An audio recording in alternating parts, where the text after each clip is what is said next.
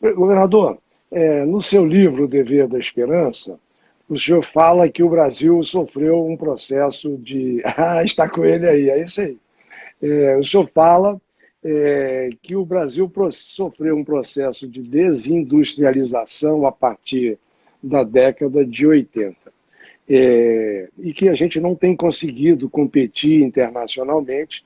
E mais do que isso, essa pandemia agora revelou uma tragédia, que foi uma profunda dependência de insumos, especialmente dos insumos farmacêuticos ativos, também de equipamentos, de suprimentos. Faltou luva, faltou máscara, coisas muito básicas que faltaram no Brasil, além de equipamentos mais sofisticados, respiradores artificiais, monitores multiparâmetros.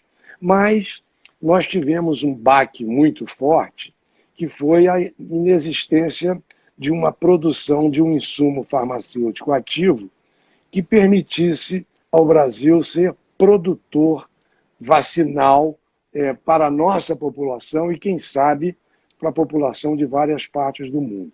O senhor acha capaz, que seja possível, né?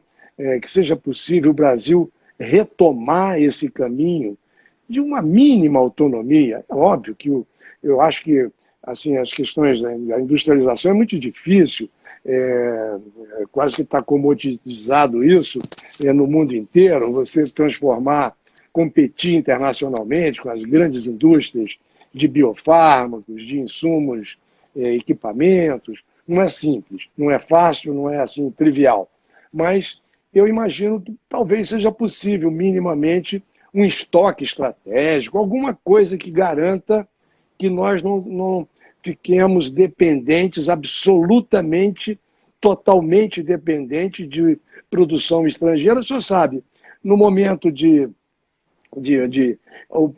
ditado popular é farinha pouca, meu pirão primeiro. No momento em que falta insumos, aqueles que o produzem ou aqueles que têm mais dinheiro são aqueles que vão lá e compram, arrematam a produção e deixam o resto sem nada. A gente está vendo aí a África, coitadinha da África, com menos de 4% da população vacinada até o momento. O senhor acha que é possível o Brasil ter minimamente uma independência industrial no segmento da saúde? Jussier, doutor José, desculpe eu lhe dizer, falando o seu prenome sem o doutor, mas assim é uma coisa de patriota para patriota. Nós não temos o direito, neste assunto e em outros parecidos com esse, de pensar pequeno. O Brasil é uma das maiores economias do mundo. Nós temos que voltar a pensar com essa cabeça. O Brasil é uma das maiores economias do planeta Terra. Nós somos 210 milhões de habitantes. E aí qual é a explicação? A explicação básica são as assimetrias competitivas. Ou seja, a condição de produzir em certos centros dinâmicos do mundo, comparada com a brasileira, são extremamente desiguais essas condições. Vou chamar a atenção de três, que é por onde eu vou resolver o problema de restaurar uma capacidade industrial perdida de forma criminosa pelo Brasil. Primeiro, a condição do financiamento. Ora, desde a crise de 2008, a taxa de juros lá fora é zero ou abaixo de zero, negativa. Significa que um europeu, um norte-americano, ou um japonês, ou um chinês, toma dinheiro emprestado, no fim do ano está devendo menos do que tomou, se descontar a inflação. Concretamente, as pessoas ouvem isso, parece que eu estou louco. Não é, não. É assim que está, desde 2008, a taxa de juros da economia real do mundo está abaixo da inflação.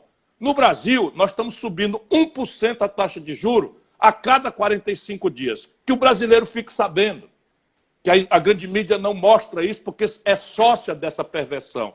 Cada 1% que o Banco Central do Bolsonaro sobe de juro significa, professor, 64 bilhões de reais por ano na conta de juros.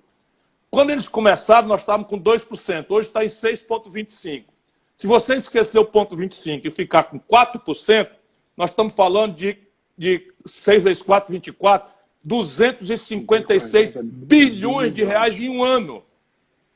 Isso é dinheiro para a gente resolver 1000 paradas do Brasil. O problema é exatamente qual é a prioridade do país. E essa montanha de explosão do gasto corrente do Brasil fica livre do teto de gastos. E a grande esquerda brasileira, pilotada pelo Lula, que é a coisa mais velha e atrasada do mundo, e que puxa o pensamento progressista brasileiro para o passado, não dá um pio sobre isso.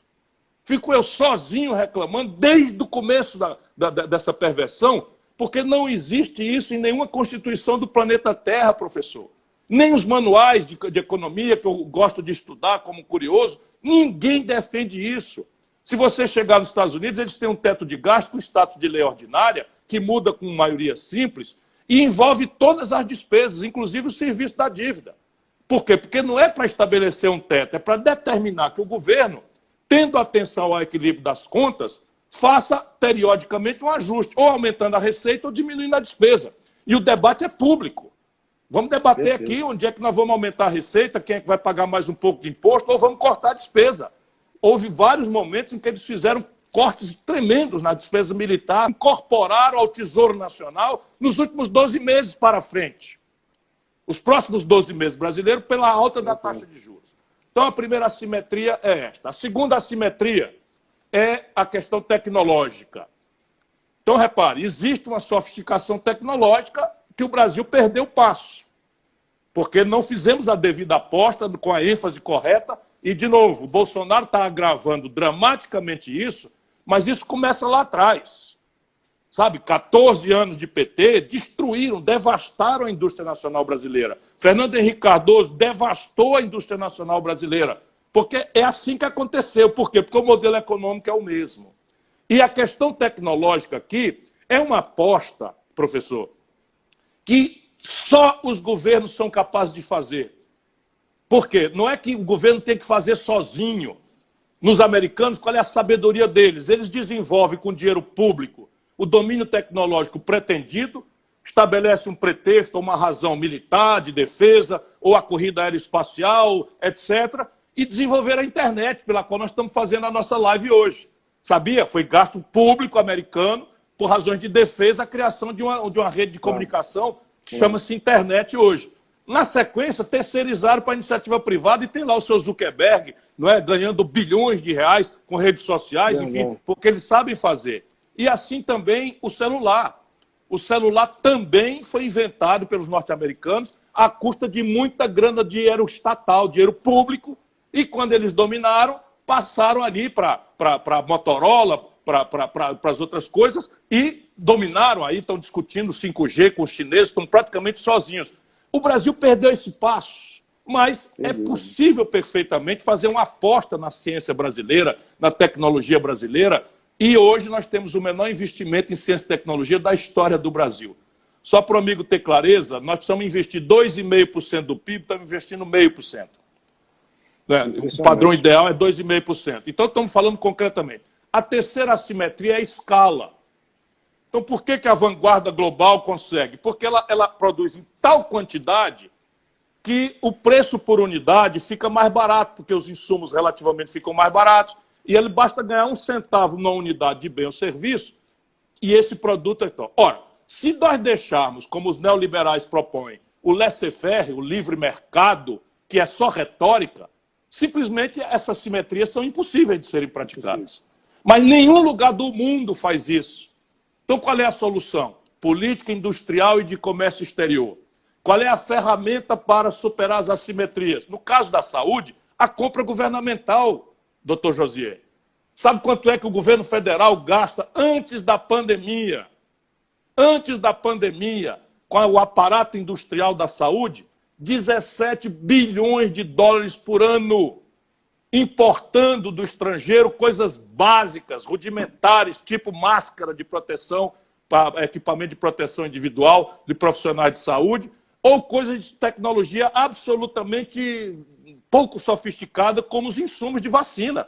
O nosso Instituto Butantan sabe fazer vacina desenvolvendo os próprios princípios ativos há mais de 100 anos. Perfeito, a Fiocruz sabe desenvolver vacina, a Universidade Estadual do Ceará desenvolveu uma vacina, a Universidade Federal de Minas desenvolve vacina, a Universidade Federal do Rio de Janeiro desenvolve vacina, e é só a gente fazer uma aposta.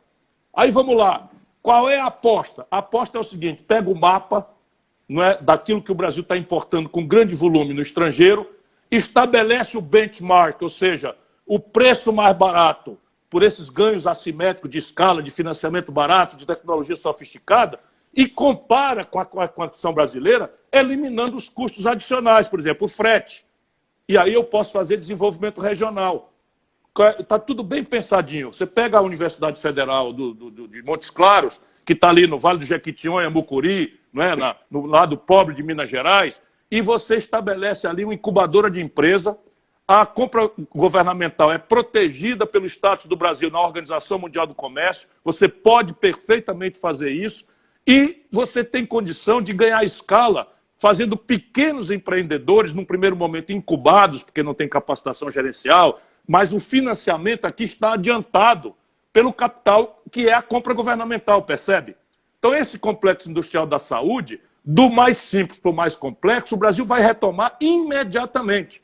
Quero fazer aqui uma homenagem a um professor, doutor, PhD, cuja tese de doutorado é o complexo industrial da saúde. E a força estratégica que é o complexo da saúde e do bem-estar tem para gerar emprego, gerar salário, gerar renda, gerar impostos para uma comunidade tão grande como a brasileira. Nós somos 210 milhões de habitantes. Eu estou falando do professor Carlos Grabois Gadelha. Ele é da Fiocruz, mas é um extraordinário gênio. Meu querido amigo, por sinal. Pois esse cara sabe, inclusive, quais são os setores onde a propriedade intelectual está vencida. Que você não precisa nem pagar royalties, você pode só copiar, colar, porque a propriedade intelectual está vencida, a patente está vencida. Portanto, o Brasil tem capacidade de fazer e tem de fazer isso em relativamente curto prazo em alguns segmentos. Um deles é, a partir da complexidade mais simples para a mais complexa, o complexo da saúde.